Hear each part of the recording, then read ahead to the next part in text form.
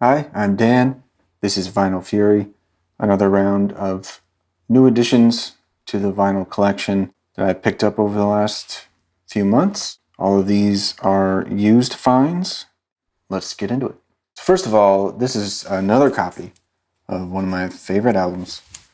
This is Jude Cole, A View from 3rd Street. This is from 1990 on Reprise. And this is a German pressing that I ordered on Discogs from Greece. So really roundabout way. But I've had this on vinyl. This is actually my third copy. I have a Columbia House one, which I found lacking in audio quality. And then I have a US press with a promo gold stamp, and that one sounds much better. And I thought, well, if anything could sound better, it might be the German pressing. So I got one for, somewhat reasonable price. Seller said it was near mint. The German pressings tend to have very thin jackets, which this does. Not only that, but the inner sleeve is like thin paper as well. It is printed. But the other pressing I have, like this, is a little stiffer, glossy paper.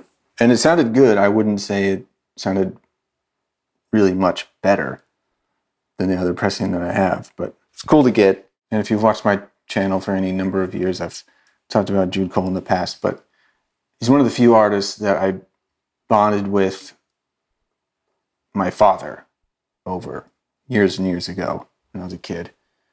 I don't know how he heard of Jude Cole, but he had this, A View from 3rd Street, on CD.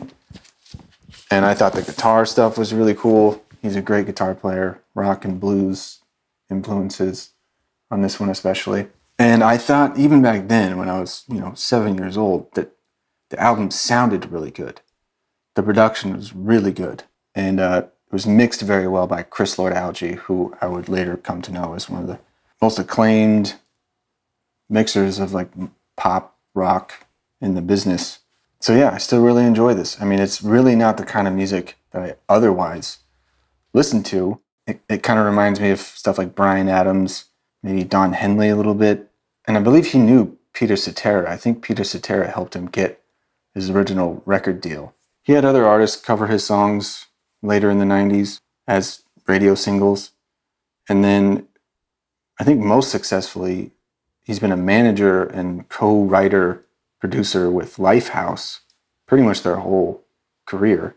All that is to say, I love this album. Now I have another copy of it.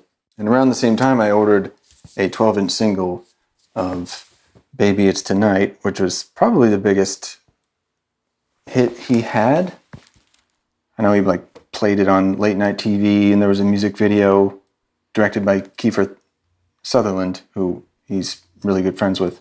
And this is a UK 12-inch 45, and I just thought it would be interesting to hear this at 45, and I wondered what the difference would be. Turns out the difference is pretty obvious. The one song cut across one side of a 12-inch record, cut at 45, just has so much room for more information. It felt more punchy, louder, bigger, closer. It sounded closer to what I would imagine it sounded like off the tape deck, which is really cool to hear. I just heard so much more. It felt like there was a harmonic lower of bass. It sounded great. And the other side has Heart of Blues from that album, which also sounded great. And then it has a track from his debut, which I never really listened to all that much. It's definitely more of an 80s pop album, a little bit more mid-80s Peter Gabriel kind of sounds. The drums were programmed, so it definitely has a more dated feel. But there's still some great songs on it, including Like Lovers Do, which they put on this as well. So that was cool to find and to get from overseas. And before he had a solo career, he was briefly in a band called The Records. That's a band from England.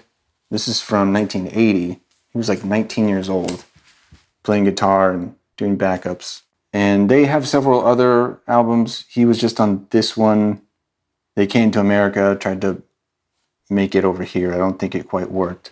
And they went back to the UK. And I've seen this in the store before and didn't get it for some reason. So, and I've never had it. So I found one that was actually sealed. Took a chance on that.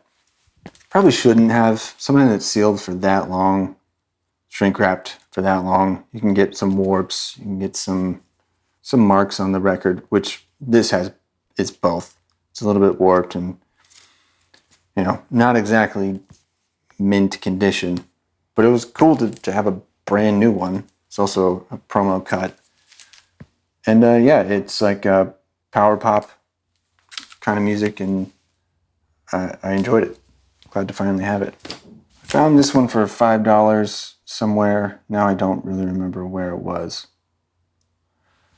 But it's a debut from Lyle Mays, who I know from his work with Pat Metheny, who produced this album.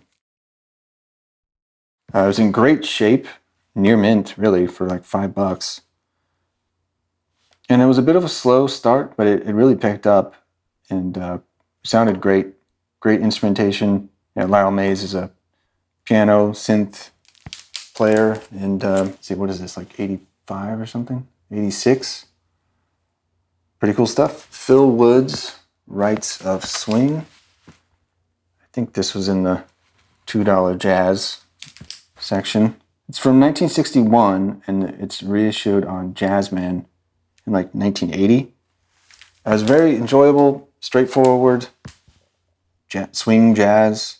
Nothing all that special, but for $2. It was a good listen. It's a gold promo stamp up there. Phil Woods. Hadn't heard of him before, but I believe he's done quite a bit. All right, and finally, an album cover that I've seen countless times. Never heard it. Had no idea what it sounded like. I've seen it shown in the VC many times over the years. I'm sure that's where I first heard of it or saw it. And the cover is just so, to me, nondescript. Like, it could be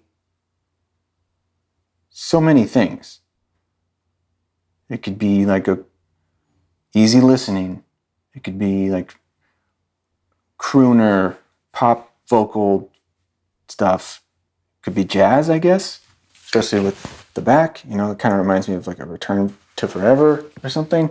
It's definitely not that. This is psychedelic folk rock from 1969, and it's a very 1969 album. And again, this looks like an album cover from maybe the 50s or early 60s to me. But I did enjoy it. And right away, I was like, oh, that is just not what I was expecting. But it's interesting. And I especially liked side 2 more for some reason. There was less vocals. And it was just more instrumentally interesting to me. But definitely Psych. I believe there was a comment on Discogs from somebody who was like, my mom got this in the mid-'80s, and when she opened the gatefold, pot seeds fell out, and that pretty much sums up this album. And I'm like, yeah, that's fair. There's a song called Girl with No Eyes, and when I first heard the lyrics, I was like, oh, wow. They're definitely influenced by something, I think. The lyrics are, there's a girl in my room and her face on the wall with no eyes.